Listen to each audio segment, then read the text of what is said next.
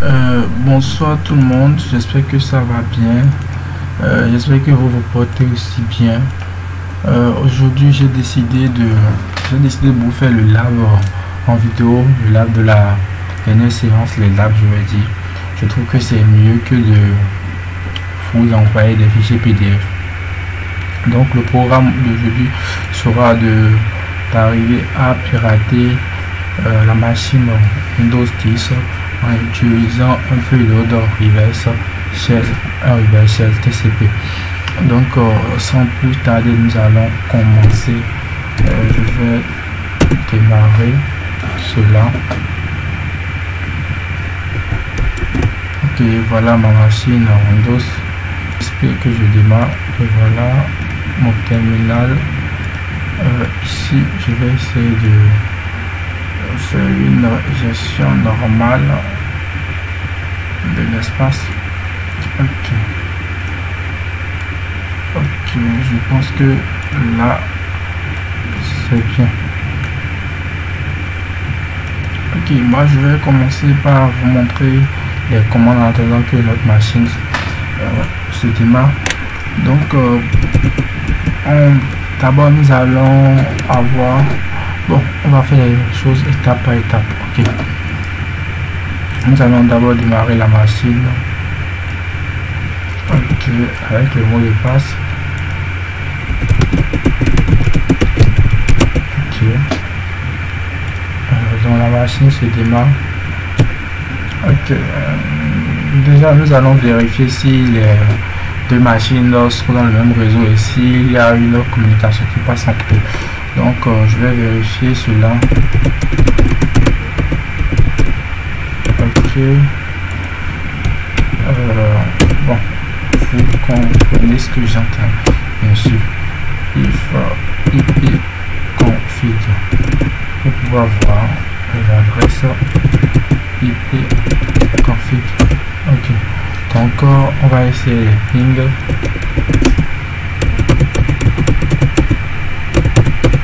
Ok, le ping passe de ce côté. On va voir si le ping passe de ce côté aussi.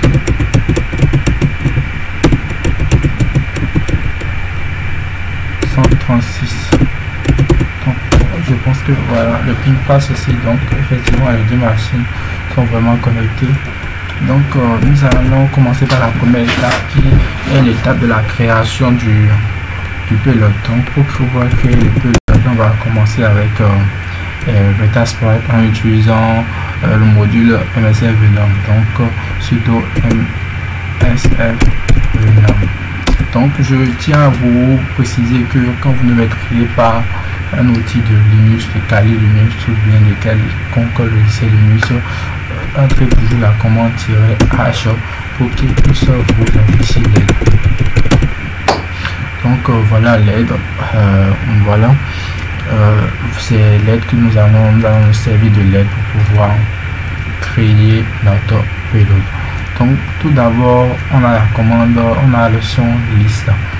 Donc vous avez vu l'exemple de la manière dont on peut utiliser ça et l'usage qu'on en fait souvent. Donc on va commencer. Je prends liste. Généralement on utilise liste quand on ne connaît pas au fait je dirais un peu les attributs de l'option qu'on a choisi. Supposons que j'ai choisi ici le format ou bien l'encodeur ici, je ne connais pas, donc je peux faire sudo msf venom -liste. J'entre par exemple, si c'est pour des encodages, je fais encodeur. Voilà, et je vais aller par le mot de passe et ça va me sortir la liste de tout ce qu'il y a comme encodage. Donc voilà, c'est comme ça cela marche. Donc nous allons nous servir de notre option, nous allons nous servir des options qui sont là pour pouvoir créer. Donc pour pouvoir créer, je fais sudo msf venom. Je fais le -p pour préciser le payload. Et je veux un payload Windows. C'est le chemin genre méta.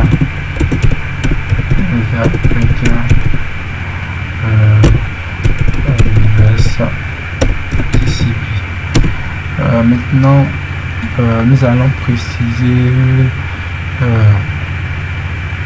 le format.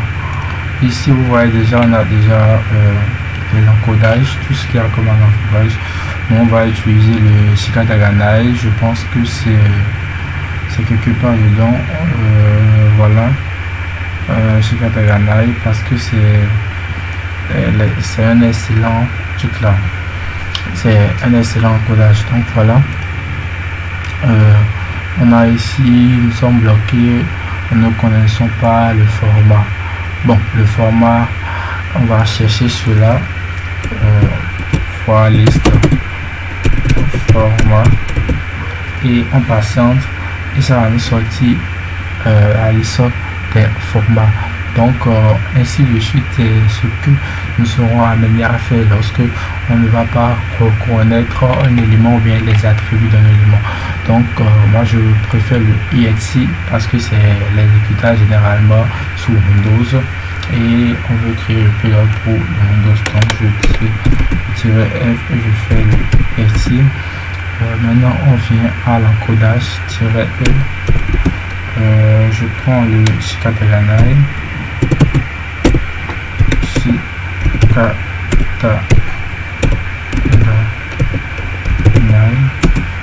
On vérifie si c'est bien écrit cela. Voilà. De toute façon, je vais copier-coller. Comme ça, je pense que je n'aurai pas de problème. Maintenant, je colle. OK.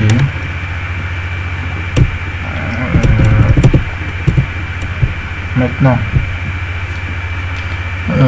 on vient ici, bon, service name.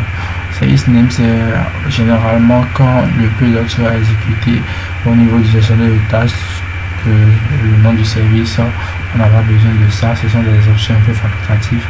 On vient au niveau de l'architecture ici, -1, et je prends le 86 pour spécifier que le payload sera exécuté sur une architecture de type 32 bits.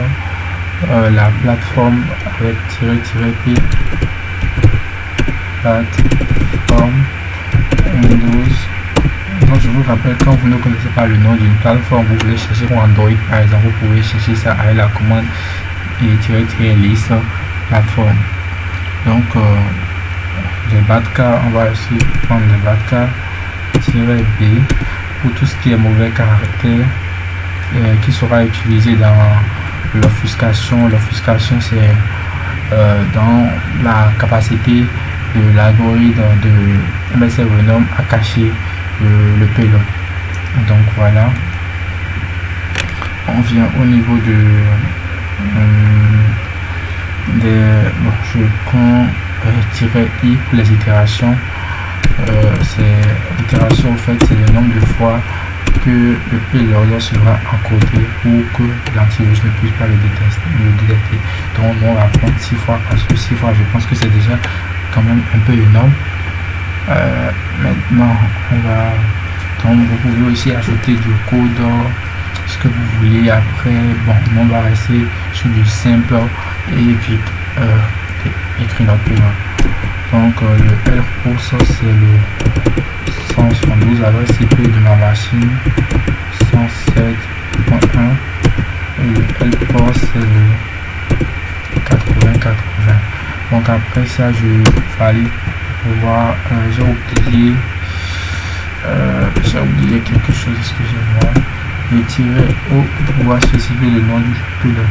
Donc dans notre cas, on va utiliser home.exe. C'est deux choses qui me plaît, monsieur. OK. Et on patiente. De ce côté, on va démarrer sur MFS console data sprite.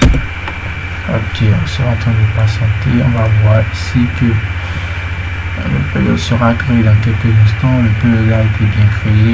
On vérifie. On a notre fichier chrome.exe. Nous allons le copier dans le répertoire de notre serveur. cp chrome.exe dans le file. HTML Je vais cliquer pour pouvoir démarrer le service web Apache. Mais d'abord, je vais éteindre le service Nginx car il y a généralement des conflits entre Apache et Nginx. Les deux ne peuvent pas s'annuler au même moment. Sur le service Apache 2 Start pour pouvoir allumer. Donc ici aussi, si vous ne savez pas ce que vous voulez faire, vous pouvez taper l'option Help. Vous aurez beaucoup d'informations, vous aurez un grand nombre d'informations. Donc voilà ce qu'on peut faire. On peut faire plusieurs choses, on peut faire énormément de choses.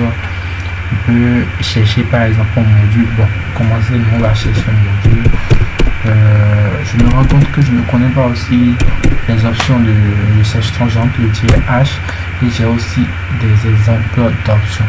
Donc franchement, je vous demande de vous mettre à cela parce que c'est ça qui va vous aider à essayer de lire la documentation.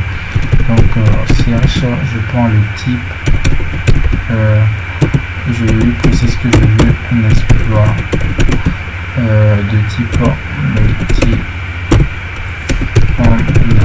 Généralement, le multi-render, c'est un module qui nous permet, n'est-ce pas, qui nous permet de mettre notre machine en écoute de connexion investor. C'est ce que nous allons faire. On a l'espoir qui a été souligné, on fait le use, le ID qui est 4. Ok, on fait le show. Options. On remarque les options qui sont là. Donc généralement le payload qui a été configuré par défaut c'est le générique shell reverse TCP. Or nous on a utilisé le metacoder reverse TCP. Donc on va changer ce payload. Windows j'utilise l'autocompression reverse TCP show. Option toujours, on a le L host et le L port à fournir. Donc le L port, on avait sélectionné le port 8080 parce qu'il n'est pas souvent généralement suspecté par les programmes d'antivirus et les parfaits. Donc je vais entrer maintenant le L host, l'adresse IP toujours de ma machine locale de l'interface sur laquelle on aura le reverse TCP 107. Maintenant je vais vérifier est-ce que tout est entré. Oui, maintenant je peux lancer l'espoir avec la commande menu. Ici sur ma machine je vais parcourir internet. Ici je vais essayer de rapidement télécharger le payload 16 107 et le point 1 le home .sc. Ok, voilà. Voilà, je vais l'enregistrer cette fois-ci dans mon Dixie, créer un nouveau dossier, logiciel, l'enregistrer là, ouvrir le dossier. Je vais ici essayer de me créer un petit fichier de passe. Je mets le mot de passe de mon PC alert@225. Ok. Donc voilà, maintenant je peux lancer sur l'exploit. Vous allez remarquer que automatiquement j'ai la connexion méta. J'ai une session au niveau de mon chef qui a été initialisée. Donc qu'est-ce que je peux faire sur la machine? On va essayer de mettre en place quelques types d'actions. Vous pouvez faire des actions qui seront des actions post-exploitation. Quand je parle de post-exploitation, c'est après l'exploitation. Donc je vais essayer de vérifier sur quel système je suis avec la commande sysinfo, et ça me donne en même temps que nous sommes sur le système de notation Windows XP d'architecture 32 bits, et voilà. Et actuellement, le nom de l'utilisateur connecté, c'est parce que nous sommes connectés sur la machine et l'administrateur est connecté sur la machine. Donc voilà, je vais faire la commande dit pour savoir le répertoire dans lequel nous sommes, ou bien la commande que vous pouvez dire aussi pour pouvoir connaître le répertoire dans lequel nous sommes. Voilà. Donc quand je fais dit, voilà, j'ai le répertoire de mes logiciels et nous avons mon fichier de mot de passe et le logiciel chrome.exe. Qu'est-ce que je ne veux pas que l'utilisateur garde de trace de mon fichier. Je pense que c'est ça. Voilà, et je supprime ça. Ça me dit access denied. Après, je vais vous montrer comment est-ce que vous pouvez lever vos privilèges pour pouvoir supprimer toutes vos traces. Donc maintenant, voilà, supposons que l'utilisateur décide d'ouvrir ce fichier dans lequel il a son mot de passe. Comment savoir que l'utilisateur, les programmes que l'utilisateur ouvre, c'est avec la commande PS pour pouvoir voir les processus. On a par exemple le chrome.exe qui est notre virus que nous avons ici, vous pouvez le voir dans le logiciel ici, et le notepad.exe aussi. Voilà, on va essayer de le fermer avec la commande kill en finissant l'ID du processus qui est 464 et cela se ferme immédiatement. Donc qu'est-ce que je peux faire encore? En tant que hacker, j'ai remarqué qu'il y a un fichier mot de passe qui me plaît, que je vais avoir. Je peux utiliser la commande download pour pouvoir avoir mon fichier de mot de passe. Donc vous voyez que maintenant mon fichier mot de passe est chez moi et actuellement dans mon répertoire. Donc quand je vérifie ici, j'ai mon fichier mot de passe que je peux ouvrir ici et voir le mot de passe qui est dedans. Donc voilà, je peux aussi télécharger quelque chose sur la machine. Cela je vais faire load. Je peux télécharger un autre virus sur la machine. Home donnant. Je vais essayer de vérifier un truc. Je vais télécharger n'importe quoi, par exemple je rentre dans RAM. Ok, téléchargeons cela.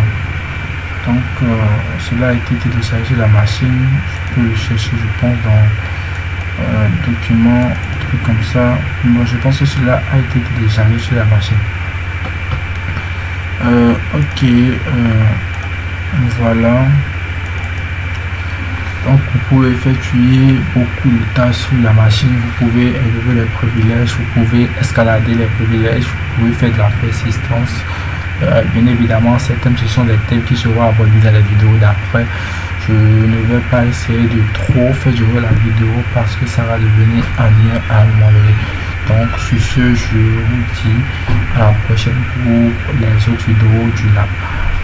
Donc voilà, je vais terminer cela par une dernière commande qui est la commande shutdown qui nous permet de automatiquement éteindre le système box sur lequel la cible est en train de travailler. Je pense que je vais manipuler shutdown. Là maintenant c'est bon, vous voyez cela, ça éteint immédiatement. Donc voilà, je vous dis à la prochaine vidéo.